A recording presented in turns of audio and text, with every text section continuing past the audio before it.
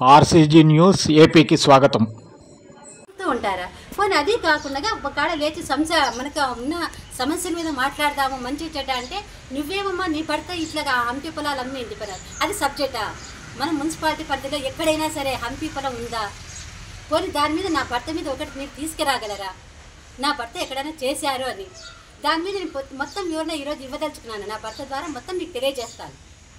అనవసరంగా అభండాలేసి కౌన్సిల్లో నన్ను గౌరవ మర్యాద కించపరిచి నా తోటి సభ్యులందరూ కేవలం మమ్మల్ని అనగతొక్కాలా అన్న కాన్సెప్ట్ తప్ప మీరు చర్చలు కొనసాగించాలని రాలేదు.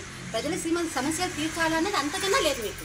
మేడం వైస్ చైర్మన్ మీరు నేను ఒక నరసింహుడు మన వైస్ చైర్మన్ నరసింహులు గారిని ఒక్కరిని విమర్శించలేదు. మూతి మీద మీసమున్న ఎవరైనా నా భర్త చేశాడా, ఎవరైనా నా భర్త ఎక్కడైనా అవినీతి చేశాడా అన్నది తీసుకురండి అన్న. ఇప్పటికీ మాట ఎక్కడైనా నా భర్త సొంతంగా చేసి ఈ రిజిస్టర్ జరిగింది ఇక్కడ ఎక్కడైనా కబ్జాలు చేశారు అన్నది నా భర్త మీద ఎవరైనా తీసుకురాగలిగితే ఇప్పటికీ నేను ఆ మాట మీద కట్టుబడి ఉన్నాను. నేను అన్నది వాస్తవం, కానీ నేను ఆ మాట కట్టుబడి ఇప్పుడు ఉంటాను, ఇంకొకసారి అడిగిన అప్పుడు కూడా ఉంటాను. నన్ను వేసిన ప్రశ్న రాంగ్. వాళ్ళు నన్ను అడగకూడదు, కౌన్సిల్లో సంబంధం లేని ప్రశ్న వేశారు. కేవలం మనోభావాలు దెబ్బతీయాలా, వీళ్ళని ఏ విధంగా బీజేపీ వాళ్ళని కుంగతీయాలా, మా కూటమిని ఏ విధంగా దెబ్బతీయాలా, మా ఎమ్మెల్యే గారిని ముందుకు కొనసాగకుండా అవినీతి పరంగా చూపించాలా, ఏమీ చెయ్యలేదని. ఇన్నేళ్ళు నేను వైఎస్ఆర్ పార్టీలో దాదాపు అంటే ఒక 6 months బ్యాక్ కూడా నేను వైఎస్ఆర్ పార్టీలో ఉండినాను. కానీ అప్పుడు కూడా సరే ఏమీ జరగలేదు. మాకు ఇచ్చినది ఏమిటి? వైఎస్ఆర్ పార్టీలో ఉన్నప్పుడు మాకు అవినీతిని మిగిల్చారు, మమ్మల్ని కావాల్సినంత హింసకు గురి చేశారు. మాకు ఎంత కావాలో అంత కష్టపడ్డాం. మాకు భూ కబ్జాలు అయ్యాయి అన్నమాట వాస్తవం. నా స్థలం కబ్జా అయింది, ఇప్పుడు చెప్తున్నాను, నా స్థలం కబ్జా అయింది. ఎమ్మెల్యే గారిని దాని మీద మేము అడిగాము, కానీ చేయలేదు. అది మాజీ ఎమ్మెల్యే గారు మాకు న్యాయం చేయలేదు.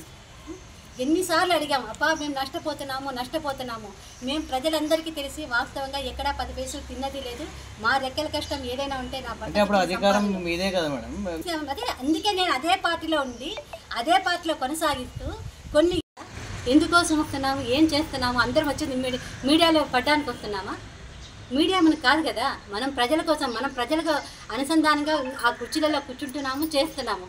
ప్రజల సమస్యల మీద మనం పోరాడాలి. మనం ఎంతవరకు చేస్తున్నాం? మనం ఇంత పోరాడుతూ ఉన్నామంటే మన ఎమ్మెల్యే కనీసం ఊరు ఉండకుండా ఎక్కడెక్కడ తిరిగి ఎక్కడెక్కడో మనకు సంబంధించిన మంత్రులు కాని వారు కానీ అందరినీ పట్టి ఎక్కడెక్కడ ఆయన మన ఆదోని డెవలప్ చేయాలన్న ఉద్దేశంతో ఇంతవరకు మనకి ఏ ఎమ్మెల్యే కూడా అంత దూరం పోయింది తెలియదు, ఆ విధంగా అడిగినది కూడా తెలియదు. కానీ మన పార్సారథన గారు ప్రతి ఒక్క చోట ప్రతి ఒక్కరిని మన ఆదోని డెవలప్మెంట్ కోసం ఎంతో కష్టపడుతూ పాటుపడుతూ ఆ సమస్య మీద చర్చిస్తూ వాళ్ళ వీలైనంత వరకు వాళ్ళ నుంచి నిధులు తెస్తున్నారు. ఆ నిధులను ఆయన తెచ్చి పెడుతున్నప్పుడు మనం ఇక్కడ సక్రమంగా వినియోగించాలంటే మన సమస్యల మీద పోరాడాలి కదా. మన సమస్యలు తెలియజేస్తే కదా మనం ఎజెండా పాస్ కావడానికి. మీకు ఇచ్చినట్టు మీరేమంటే మెజారిటీ పీపుల్స్ అంటారు.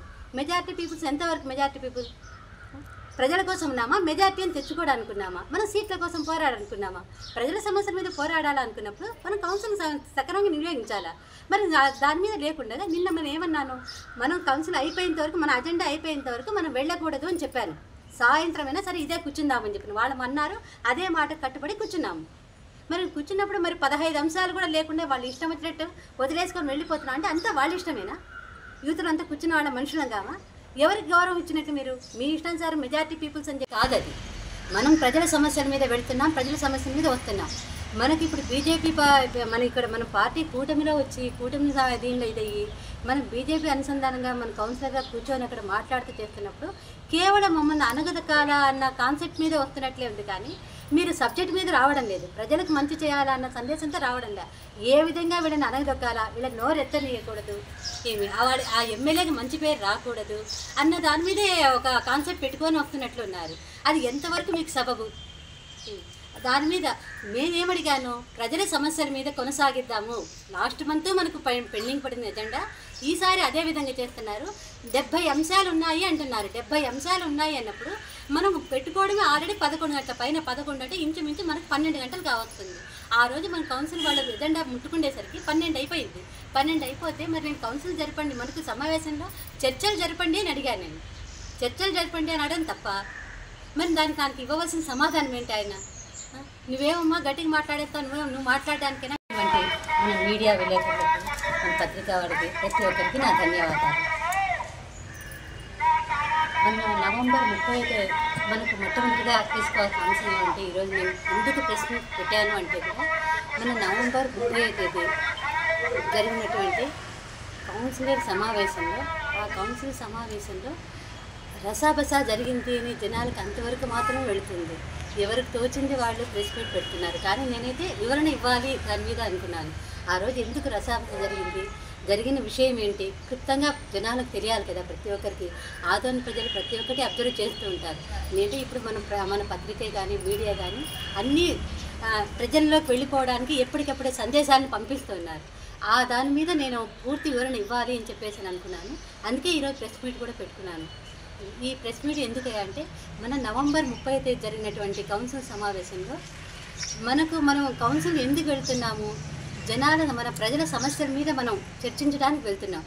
మనం అది కాకుండా అనవసరమైన వ్యవహారాలకు మన కుర్చీల కోసము అదనంగా మనకు సంబంధం లేని విషయాలు ఎదుటి వాళ్ళ మనోభావాలు దెబ్బతింటూ ఆ సంబంధం లేని సబ్జెక్టుని తీసుకొచ్చి దాన్ని రసాబసా చేయడం అనేది ఎంతవరకు సబబు.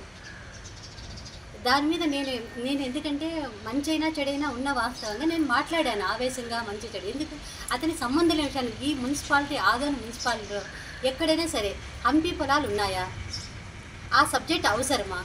అంత కౌన్సిల్ సమావేశంలో నన్ను కించపరచాల్సినంత అవసరం లేదు కదా. ఒక మహిళా కౌన్సిలర్గా మీరు ఏదైనా ఉంటే దాన్ని ప్రెస్ మీట్ పెట్టి చెప్పండి, దానికి నేను సమాధానం ఇస్తాను, నా భర్త ఇస్తాడు. మీకు ఆ విధంగా ఉంటే కూడా మనసులో దాని మీద మీరు ఏదైనా ఇవ్వచ్చు.